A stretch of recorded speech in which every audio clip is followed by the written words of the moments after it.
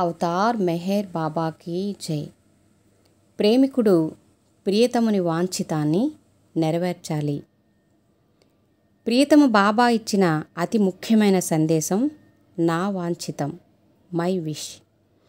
1958వ సంవత్సరం ఫిబ్రవరి మాసంలో బాబా తన చిట్ట చివరి అమెరికా పర్యటనకు ముందు భాషా ప్రాతిపదికన ప్రేమికులను ఆహ్వానించి మెహరాబాదులో సహవాస్ కార్యక్రమాన్ని నిర్వహించారు.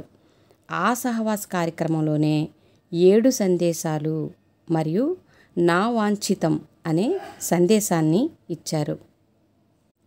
1958 మే 24వ తేదీన బాబా అమెరికా పర్యటించినప్పుడు మిట్టిల్ బీచ్లో England, France, Switzerland, Israel, Mexico దేశాల నుండి మరియు అమెరికాలో నలుమూలల నుండి సుమారు 225 మంది ప్రేమికుల సమక్షంలో తన అభీష్టమైన నా వాంఛితం అనే సందేశాన్ని 3 సార్లు చదివించారు.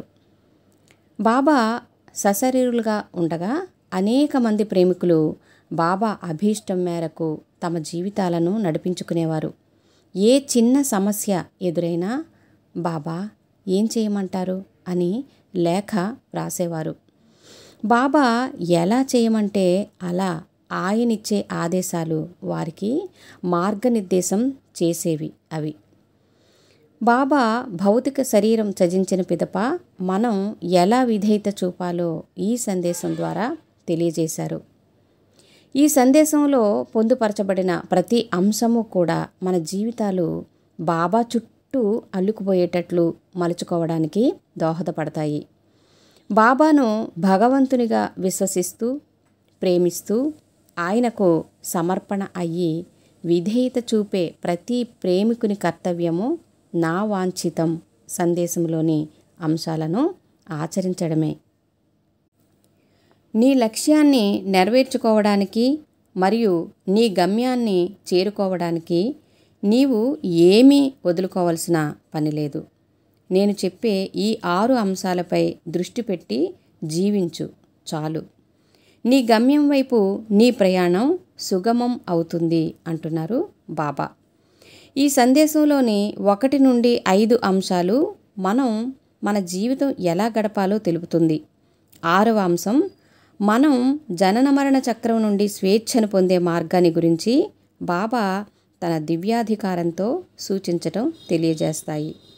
1 నీ బాధ్యతల నుండి నీవు తప్పించుకొనవద్దు. 2 నీ ప్రాపంచిక ధర్మములను విశ్వాసముతో నిర్వహించుము, కానీ ఇదంతా బాబాదే అను భావమును నీ మనసు యందు సదా ఉంచుకొనుము. ఈ 2 సూక్తుల ప్రకారం మనకు నిర్దేశించబడిన కర్తవ్యాలను నిజాయితీగా నెరవేరుస్తూ ఉండాలి. వాటి నుండి తప్పించుకుని పారిపోయే ప్రయత్నం చేయకూడదు. ఎందుకంటే మన ప్రోగైన సంస్కారాలు ఖర్చు అయ్యే విధంగా అందుకు అనువైన బాధ్యతలు ఈ జన్మలో మనకు నిర్దేశించబడ్డాయి. ఆ బాధ్యతలను నిర్వహించడం ద్వారానే సంస్కారాలు ఖర్చు అవుతాయి. అయితే పాత సంస్కారాలు ఖర్చు చేసే సమయంలో కొత్త సంస్కారాలు వచ్చి మన ఖాతాలో చేరుతాయి. కాబట్టి పాతవి ఖర్చు చేసే విధానం కొత్తవి రాని విధంగా ఉండాలి. 2వ అంశంలో ఇదే విషయాన్ని బాబా చెబుతున్నారు. మనం బాధ్యతలు నెరవేరుస్తున్నప్పుడు ఇదంతా బాబాదే అనే భావనను మనస్సులో ఎప్పుడూ ఉంచుకోవాలి. అంటే చేసే పనితో నిస్సంగత్వం అలవరుచుకోవాలి. ఆ పని నేను చేస్తున్నాను అనే భావనను మన మనసులోకి రానివ్వకూడదు. బాబా సశరీరులుగా ఉండగా జరిగిన ఒక సంఘటన ప్రేమానురాగాలు దుఃఖానికి ఎలా దారితీస్తాయో తెలియజేస్తుంది. పూణేకు చెందిన రామచంద్ర గాడేకర్ బాబాకు అతి సన్నిహిత ప్రేమికుడు. అతని భార్య గుణతాయి బాబాను అమితంగా ప్రేమించేది. వీరికి సంతానం కలగడం, వెంటనే కొద్ది రోజుల్లోనే మరణించడం 3 పర్యాయాలు జరిగింది. బాబాను కలిసిన ఒక సందర్భంలో గుణతాయి బాబా పాదాలను పట్టుకుని విలపిస్తూ, మేము ఏం పాపం చేశాం బాబా, మాకే ఎందుకు ఇలా జరుగుతోంది అని వాపోయింది. బాబా ఆమెను వాదారుస్తూ, మరణించిన ఆ పిల్లలు నీ వాళ్ళు అని ఎలా అనుకుంటున్నావు? వారు నా రత్నాభరణాలు. ఆ ఆత్మలకు బహుకొద్ది సంస్కారాలు మాత్రమే మిగిలి ఉన్నాయి. ఒక మంచి కుటుంబంలో వారు జన్మించి వారికి ఉన్న సంస్కారాలు ఖర్చు చేస్తే భగవద్ అనుభవం ప్రసాదించాలని నేను ఎదురుచూస్తున్నాను. మీరిద్దరూ నా అతి సన్నిహిత ప్రేమికులు.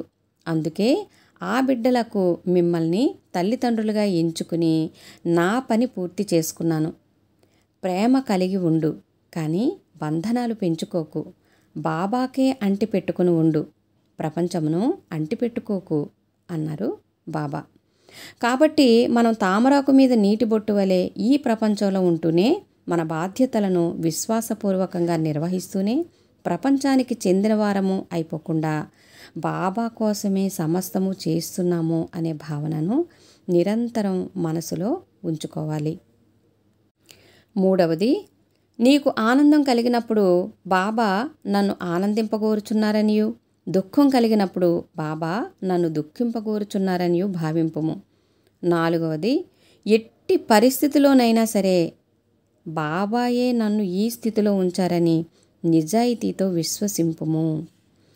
మన జీవితాలలో మనకున్న సంస్కారాలకు అనుగుణంగానే ఆనందమైన దుఃఖమైన అనుభవించవలసి ఉంటుంది.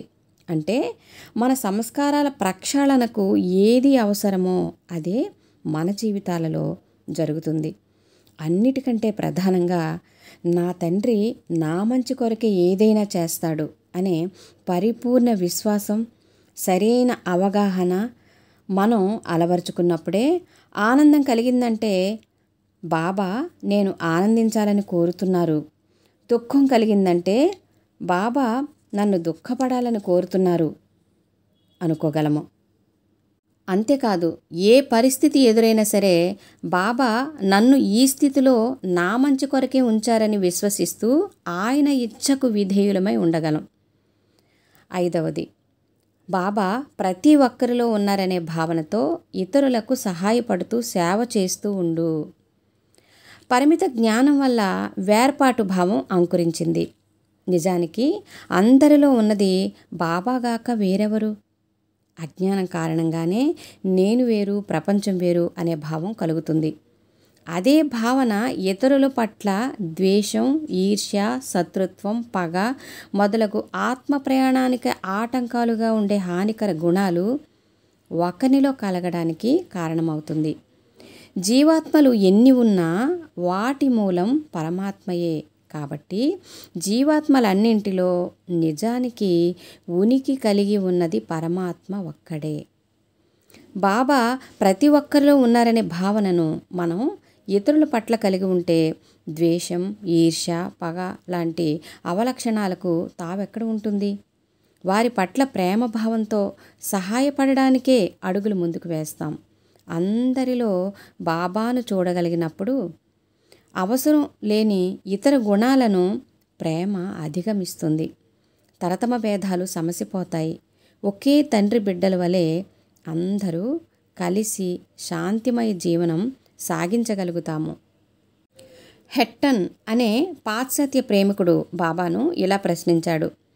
అందరినీ సోదరుల వలె ప్రేమించాలని ఉంటుంది. అయితే కొన్నిసార్లు అందరినీ సోదరులుగా భావించడం కష్టమే.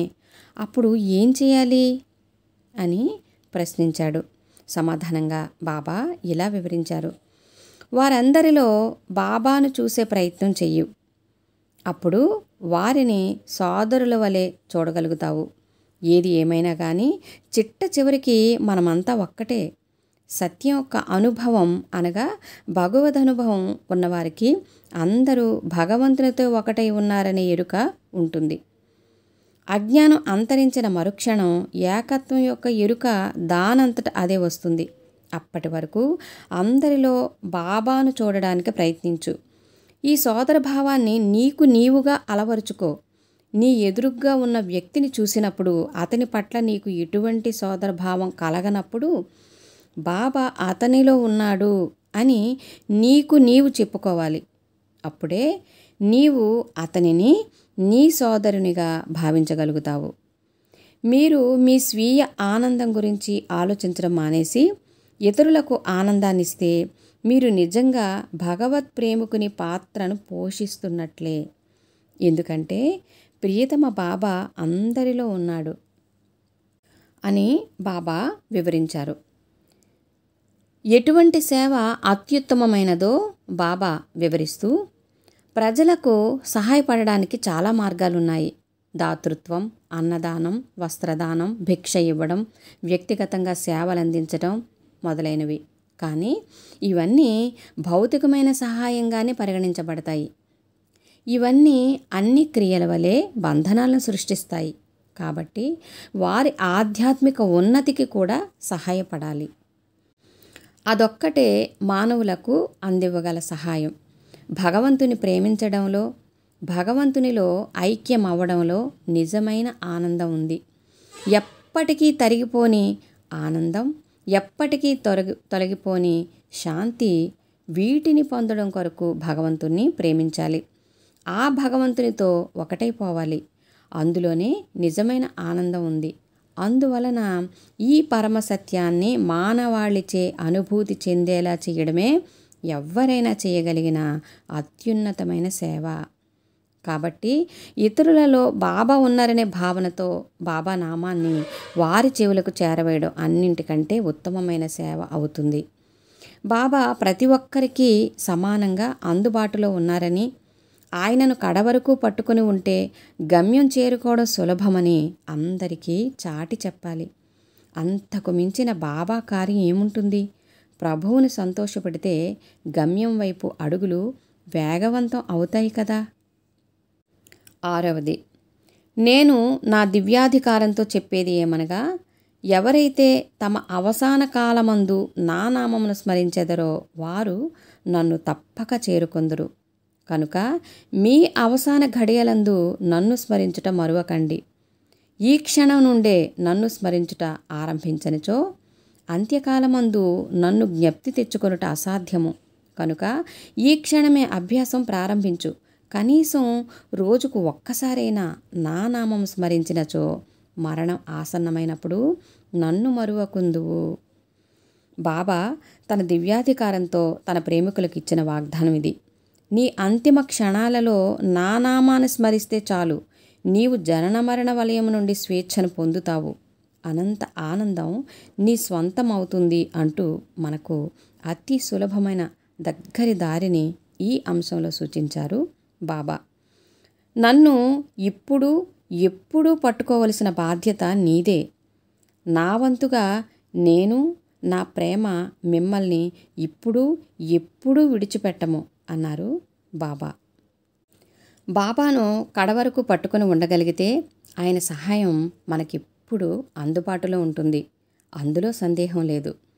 చివరి క్షణాలలో బాబా నామం గుర్తుకు రావడంలోని కష్టాన్ని వివరించి దానికి పరిష్కార మార్గాన్ని కూడా బాబా ఈ అంశంలో మనకు వివరించారు. బాబా నామాన్ని స్మరించే అభ్యాసం ఇప్పటి నుండే ప్రారంభించమని చెబుతున్నారు. జీవితమంతా మాయ యొక్క గుప్పెట్లో ఉన్న మనకు చివరి క్షణాలలో బంధనాల నుండి బయటపడడం చాలా కష్టం.